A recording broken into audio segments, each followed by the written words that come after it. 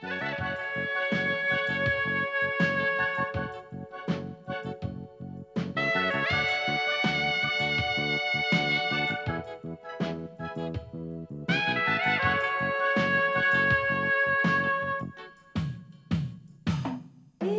पल है जिंदगी, एक पल कुछ भी नहीं, काहे का हम कैसी खुशी खड़ी रुके ना एक घड़ी, एक पल है जिंदगी, एक पल कुछ भी नहीं।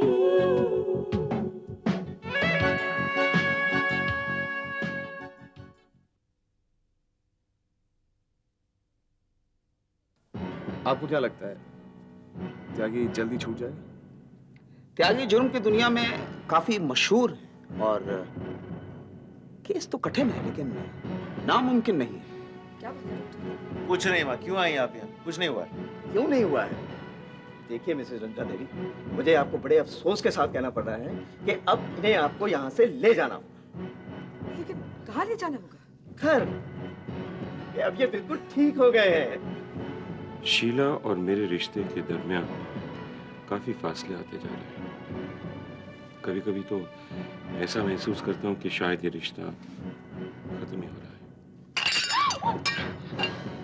सॉरी। जो काम तुमसे नहीं होता मत क्या करो। Why the hell do you keep doing this always? Mahesh, Walter यहाँ आया था? जो यहाँ आया था वो वॉल्टर नहीं था। वॉल्टर तो कनाडा से आया ही नहीं है और ना ही मैं उम्मीद कर रही हूँ। लेकिन वॉल्टर की शक्ल वाला शख्स जो यहाँ पर आया था तो मुझसे मेरे वॉल्टर की यादें तक छीन ले गया। वैसे रेनू जी, इस दौरान ड्रिंक्स की रफ्तार क्या रही? हफ्ते के 7 दिन तो मैंने शराब को हाथ भी नहीं लगाया, लेकिन अगर कोई 8वां दिन होता है तो उसकी कोई गारंटी नहीं है।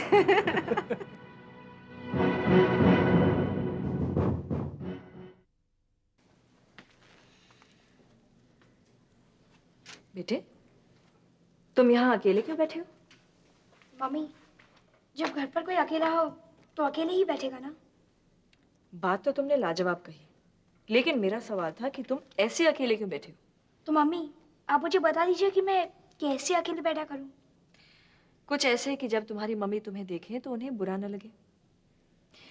बेटे, मैंने भी अकेलापन भोगा है, इसलिए मुझे उसे बहुत डर लगता है। और तुम तो यहाँ बड़े लोगों की तरह अकेले बैठे थे। जब और कोई ना हो ना तो कोई गेम खेला करो। ऐसे कई इंडोर गेम्स हैं जो बच्चे अकेले खेल सकते हैं। तुम मुझे बताओ तुम्हें क्या क्या अच्छा लगता है, मैं लाऊंगी। Okay mummy, I promise you. मैं आपको ऐसा बैठा हुआ फिर कभी नहीं दिखूंगा। गुड। और वैसे भी कुछ दिनों की तो बात है। कुछ दिनों की बात? हाँ, कुछ दिनों में हमारा आमना सामना भी कम हो जाएगा। क्यों? आप पापा को डिवोर्स जो दे रही है। सोनू, वो मेरे और रानी के बीच है, और तुमसे किसने कहा कि उसका हम दोनों पर असर पड़ेगा? जब मम्मी और पापा में डिवोर्स होता है तो बच्चे पर तो असर पड़ेगा ही ना। और वैसे भी डिवोर्स के बाद एक बच्चा अपने पेरेंट्स से वैसे नहीं मिल सकता जैसे डिवोर्स के पहले मिलता हो। सोनू, तुम्हारे साथ ऐसा नहीं होगा। इतने सालों से जैसे चलता आ रहा है वैसा ही होगा, या उससे भी अच्छा, समझे? और तुम्हें जब जिसके पास रहना हो वो तुम्हारी मर्जी पर डिपेंड करेगा। ओके? तो फिर मैं पापा के साथ रहना पसंद करूंगा, वरना वो बहुत अकेले पड़ जाएंगे ना। और वैसे भी शायद डॉक्टर अंकल को मेरा वहां रहना पसंद ना हो। सोनू, तुम जानते हो सौरभ तुम्हें कितना प्यार करता है। वो सिर्फ इसलिए क्योंकि मैं उनके घर पे कभी कभी जाता हूँ।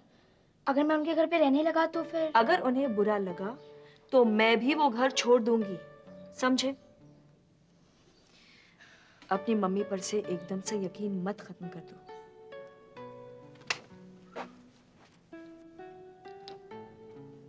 अरे जल्दी जल्दी हाथ पैर चलाओ, अभी तो पूरा घर सजाना है। और करण का कमरा इतना अच्छा सजाना है कि आते ही उसके जख्मों को आराम मिल जाए। कितने दिनों से घर बेजान था, कुछ ऐसा करो कि हर चीज इस घर की खिल उठे। जब मेरा बेटा वापस आए ना तो उसे ऐसा लगे कि हाँ, मैं अपने घर आया हूँ। माँ जी, किस चीज की इतनी जोर शोर से तैयारी हो रही है? पूछा, करण वापस आ रहा है। क्या? इसलिए तो मैं ये कोशिश कर रही हूँ कि ये घर घर की तरह लगे। माँ जी, जब से मैं बम्बई आई हूँ इस घर के लिए ये पहली खुशखबरी है। नहीं, चंद दिन पहले एक और भी खुशखबरी थी। कौन सी खुशखबरी? ताऊ जी की मौत। माँ जी, मौत किसी की भी हो, उसका ताल्लुक खुशी से नहीं होता। मैं किसी बुरे आदमी की मौत के बारे में बात कर रही हूँ। माँ जी, बुरे आदमी को भूल जाना और एक अच्छे इंसान को उसकी मौत के बाद याद रखना, ये इंसाफ अपने आप में काफी बड़ा है। माँ जी, जब किसी की मौत पर कोई रोने वाला नहीं होता तो जिंदगी को इससे बड़ी बद्दुआ क्या हो सकती है। माँ जी, ताऊ जी की मौत पर किसी ने अफसोस नहीं किया, ये उनकी कर्मों की सजा है। माँ जी, अच्छा छोड़ ना, हम भी क्या बात लेके बैठते हैं। इतने दिनों के बाद खुशियां मेरे घर में आई हैं और मैं उस ताऊ का रोना रो रही हूँ। पूजा, तेरे पास थोड़ा सा वक्त है? कुछ काम था लेकिन कुछ खास नहीं। मैंने तुझसे बहुत जरूरी बात करनी है। कहिए। पूजा, तूने अपनी शादी के बारे में क्या सोचा है? माँ जी, मैंने उस बारे में सोचना शुरू नहीं किया है। क्यों? शादी की तो उम्र होगी तेरी। माँ जी, मैंने कुछ मामले नसीब के हवाले कर दिए और ये मामला उनमें से एक है। नसीब की बात छोड़ और ये जिम्मेदारी तू मुझ पे छोड़ दे। मैं तेरी शादी करवाऊंगी। आपने ऋषभ के लिए एक लड़की देखी थी, क्या हुआ उस मामले का? इसीलिए मैंने ये मामला नसीब के हवाले कर दिया है। ऋषभ का रिश्ता मेरे नसीब में था ही नहीं। वो तो ऋषभ की बदकिस्मती थी कि वो तुझे नहीं पा सका। माँ जी, नसीब किसी का भी खोटा हो, नतीजा तो वही निकला ना। देखिए माँ जी, आप दुखी हो गई, मैं तो गलत वक्त पर आ गई। मैंने आपकी खुशियों में मिलावट कर दी। पूजा, दुख की तो हमको बहुत पुरानी आदत है, लेकिन सुख, वो तो अभी आया है ना घर। तो माँ जी, छोड़िए ये सब बातें, करण के लिए घर की तैयारी करते हैं। ओके।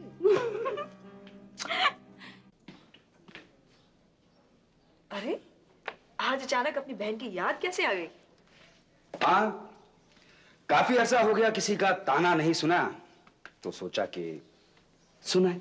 अच्छा, मम्मी, तुम्हारा बेटा आ गया। श्वेतलाना, आज तुम्हें मुझे देखकर कुछ ज्यादा खुशी हो रही है ना? क्या है कि जिंदगी ने मुझे खुश होने की थोड़ी सी छूट दे दी। कोई खास खुशी? नहीं, पुराने कई दुख खत्म हो गए हैं। मल्होत्रा इंडस्ट्रीज से रंजिश खत्म हो गई है, केशव के कत्ल का केस भी खत्म हो गया है। और तुझे जिंदगी में जो नई खुशियां मिली हैं, उनका जिक्र क्यों नहीं कर रही? अच्छा, यानी असल बात मुझसे छुपाई जा रही है? बात नहीं, बातें, दो दो बातें। देखो देखो, दो दो गुनाह करके कैसे शर्मा रही। ये दो बातें छुपाने का गुनाह क्यों किया तुमने? इससे नहीं बताया जाएगा, मैं बताती हूँ। इससे क्यों नहीं बताया जाए? खुशी बयान करने की आदत जो नहीं है। अगर दुख होता तो मैं तुम्हारे पूछने से पहले ही बता देती। दुख की बात आज यहाँ कोई नहीं करेगा। बेटे, पहली खुशी की बात तो ये कि रोनी डिवोर्स के लिए तैयार हो गया है। दूसरी बात ये कि डॉक्टर सौरभ स्वेतलाना से शादी करने के लिए तैयार हो गए। यानी खुशियां मेरी बहन के दरवाजे पर कतार लगाकर खड़ी हैं। इससे ज्यादा कीमती खुशी मेरे लिए कोई और नहीं हो सकती। पिछली बार मैं तेरी शादी पर शामिल नहीं हो सका, कोशिश करूंगा कि कम से कम इस बार जरूर रहूं। इस बार कम से कम मतलब? तुम क्यों नहीं रहोगे? नहीं, वो कुछ नहीं, ऐसी कोई बात नहीं। कोई बात जरूर है दिनेश, तुम्हारा चेहरा मुझे बता रहा है।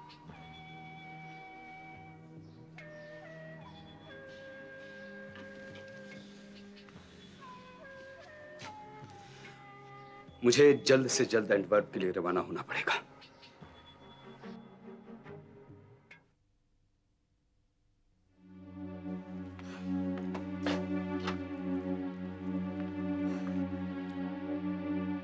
आज तो गलती से भी वो बात मत करना मेधा हेगड़े जिसके आसार आपको साफ नजर आ रहे हैं। मुझे तो अंजाम के बारे में सोच के डर लग रहा है।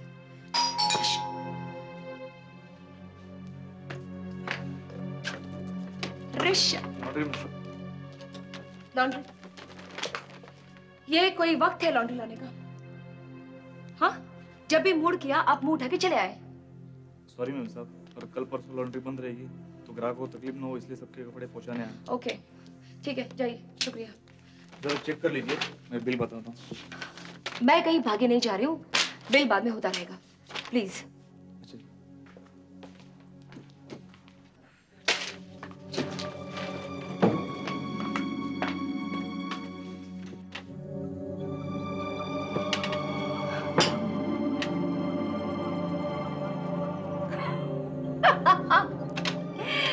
मेरा हेगड़े, तुम्हारी बेवकूफी का भी कोई जवाब नहीं। जिसने सारी जिंदगी तुम्हारी उम्मीदों पर पानी फेरा और आज तुम ही उसी से आशा लगाए बैठी हो। बैठी रहो, बैठी रहो, किसी का क्या बिगड़ता है, बैठी रहो। ऋषभ अगर तुम्हें खो भी देता है तो उसका क्या बिगड़ जाएगा? कुछ भी नहीं। लेकिन हकीकत तो यह है कि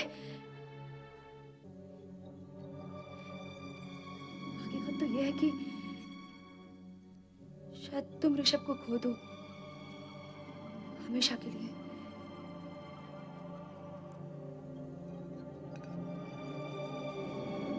ऋषभ मल्होत्रा, चंद लम्हों की मोहलत तुम्हें और दे दी।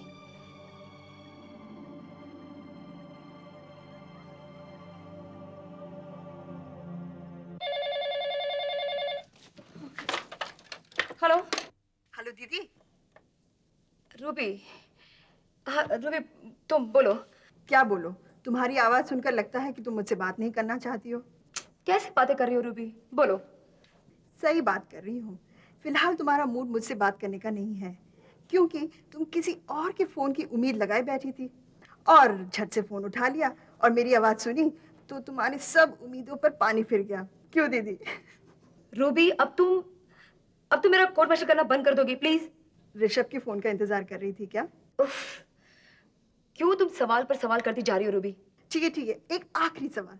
तुमने डिनर कर लिया है? नहीं। तो ठीक है, यहाँ आ जाओ, हम साथ में डिनर कर लेंगे। नहीं रूबी, आज नहीं। आज में कोई बात जरूर है। आज कोई खास प्रोग्राम वाला खास दिन है। क्यों? छोड़ो ना रूबी, बाद में बात करते हैं। मैं तुम्हें बाद में फोन करूंगी। Bye.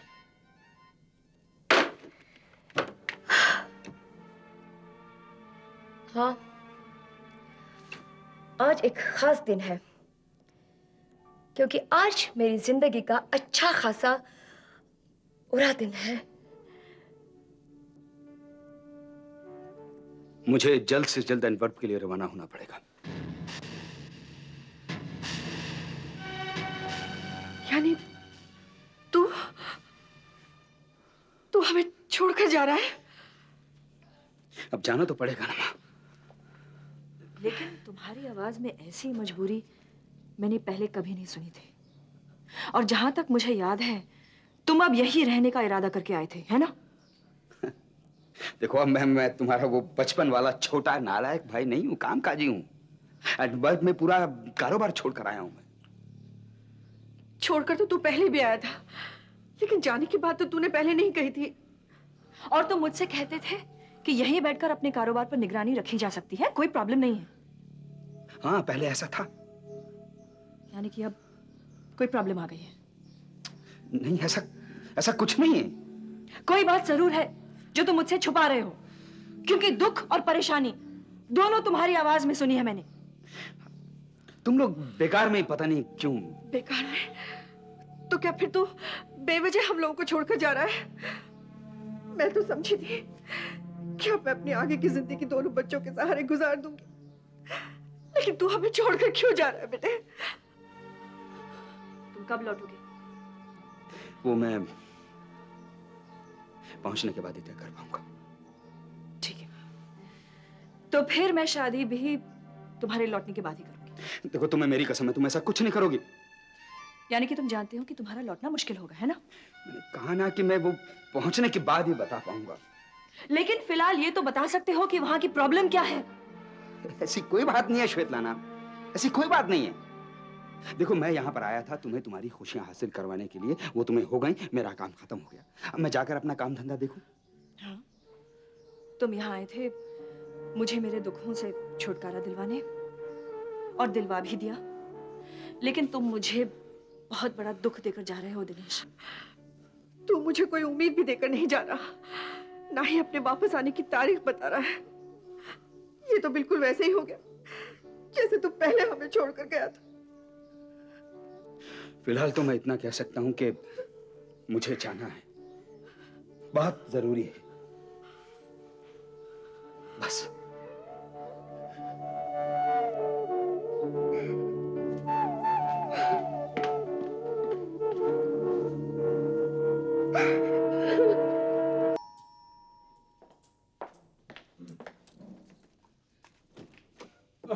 Sorry sorry sorry sorry. Oh तुम। हाँ हाँ, ओ मैं क्यों भूल गई क्या कि आज मुझे खाने में बुलाया था? वैसे तुम तो काफी कंट्रोल में लग रही हो भाई। मुझे तो लगा था कि इतना लेट आया हूँ, पहले डांट खानी पड़ेगी, उसके बाद खाना मिलेगा, लेकिन ठीक ठाक है। सॉरी ऋषभ, मैं तो खाना खा चुकी हूँ। अब या तो तुम्हें बाहर खाना खाना पड़ेगा या भूखे सोना पड़ेगा। घर में तो कुछ है नहीं, तुम कहो तो फोन करके मंगवा ले। नहीं नहीं नहीं, क्या जरूरत है। वैसे अच्छा ही किया तुमने खाना खा लिया, वैसे भी काफी लेट आया हूँ। काफी नहीं ऋषभ, बहुत ज्यादा लेट हो गया। मेधा देखो, अब तुम्हें क्या बताऊं, ऑफिस में आजकल इतना काम बढ़ गया और पिछला भी इतना काम बाकी है, और करण का टेंशन आ गया मेरे सर पे, और ऋतु की भी तो शादी होने वाली है, तभी छुट्टी लेनी पड़ेगी। और आजकल देखो ना, ये ताऊजी की 13वीं का सरदर्द। ऋषभ, इतनी सब सफाई देने की जरूरत नहीं है, अब कोई फर्क नहीं पड़ता। मैं तो कहती हूँ कि अच्छा हुआ तुम आ तो गए, वरना मुझे रूबी के घर जाना पड़ता। रूबी के घर क्यों? लेकिन बात क्या है? सब ठीक तो है? सब ठीक हो जाएगा Rishabh, don't worry. Hello, sky road, मैं मेधा हेगड़े बोल रही हूँ। मैंने लंदन के टिकट के लिए कहा था, जो आज मेरे घर पहुंचने वाले थे। जी, और आपको पता है मैं आज फ्लाई कर रही हूँ और फ्लाइट का टाइम होता जा रहा है। एक मिनट, शायद आपका याद भी हो। मेधा, ये सब क्या हो रहा है? Yes miss Megha Hegde? या, थैंक यू। हेलो, हाँ टिकट पहुंच चुका है, थैंक यू। मेधा, ये क्या मजाक है? तुमने सुन तो लिया होगा ना, मैं लंदन जाने का प्रोग्राम कर रही हूँ। क्यों लंदन जाने का प्रोग्राम कर? ये क्या बेकार की बातें कर रही हो तुम? ये बेकार की आखिरी बात है और जो तुम्हें सुननी पड़ रही है। ऋषभ प्लीज मेरा एक काम कर देना, तुम रूबी के घर जाके जब भी वक्त मिले घर की चाबियां दे देना, क्योंकि मैं अगर वहां जाऊंगी तो लेट हो जाऊंगी। उसे कहना कि लंदन पहुंचते मैं फोन करूंगी, ओके? मेधा मजाक छोड़ो, ये तुम ऐसे लंदन कैसे जा सकती हो? कैसे मतलब? जैसे सब जाते हैं। नीचे टैक्सी खड़ी है, मेरा सामान जा चुका है और अब मुझे सिर्फ घर की लाइट्स बंद करनी है और दरवाजे पे ताला मारना है, that's it। फिर जाना है, चले? चलो ना ऋषभ, लेट हो रही हूँ। मेधा, मैं देखता हूँ तुम मुझे छोड़ के कैसे जाती हो। चलो अंदर।